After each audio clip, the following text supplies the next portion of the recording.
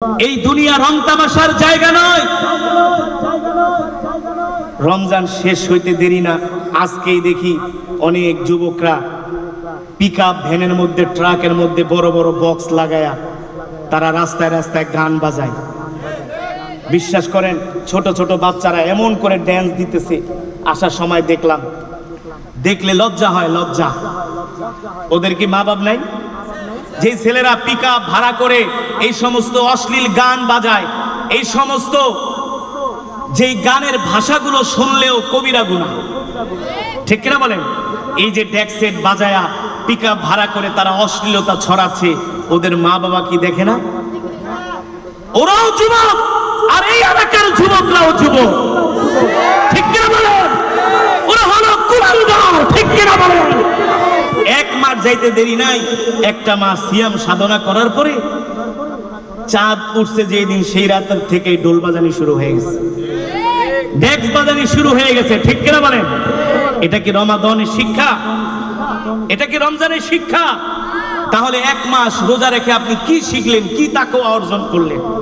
শুনুন, আপনি তখনই বুঝবেন যে আপনার রোজা কবুল হয়েছে যখন দেখবেন এক মাস রোজা রাখার পরে আরো বেশি ইবাদত করতে মন চায়, নামাজ কামাই দিলে কলিজা ছিঁড়ে যায়, তখন বুঝবেন যে আপনার রোজা আল্লাহর দরবারে কবুল হয়েছে। আর পুরো এক মাস বিড়ি খাওয়া বন্ধ রাখছেন, দাড়ি কাটা বন্ধ রাখছেন, সিনেমা দেখা বন্ধ রাখছেন, ঈদের দিনের থেকে যদি ডাবল ডাবল সিগারেট খান, অনেকে জিজ্ঞাসা কি দোস্ত এত সিগারেট টানো কেন? নিয়ে এক মাস বাদ রাখছি না, ওইটা অনেক কাজা কাফারা আদায় করে। কাজা কাফারা কি? রোজার মাসে দাড়িগুলা ঠিকই রাখছে, চাঁদের রাত্রে সেলুনে জায়গা তাড়াতাড়ি খুললো, আমার দাড়িগুলা কাট।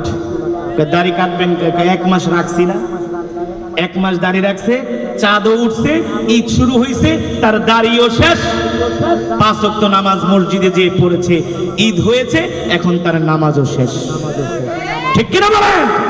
যারা রমাদানুল মুবারকে নামাজ পড়েছে, রোজা রেখেছে, কোরআন তেলাওয়াত করেছে, রমজান চলে যাওয়ার পরে যারা নামাজ পড়ে না, কোরআন পড়বে না, দিন মানবে না, বুঝতে হবে তাদের রোজা আল্লাহর দরবারে কবুল হয় না, কবুল হয় নাই, লাভ নাই।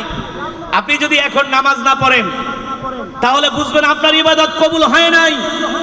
আর যদি ইবাদত করার পরে আপনার কলিজা ছিঁড়ে যায়, এক ওয়াক্ত নামাজ কাজা হলে যদি আপনার মধ্যে পেরেশানি চলে আসে, আপনি যদি অশান্তিতে ভোগেন, হতাশায় ভোগেন, এক ওয়াক্ত সালাত কাজা হয়ে গেল, আমার কত বড় ক্ষতি হয়ে গেল, এমন টেনশন যদি আপনার মাথার মধ্যে আসে, তাহলে বুঝবেন রব আপনার এক মাসের রোজাকে কবুল করে নিয়েছেন, ঠিক কিনা বলেন?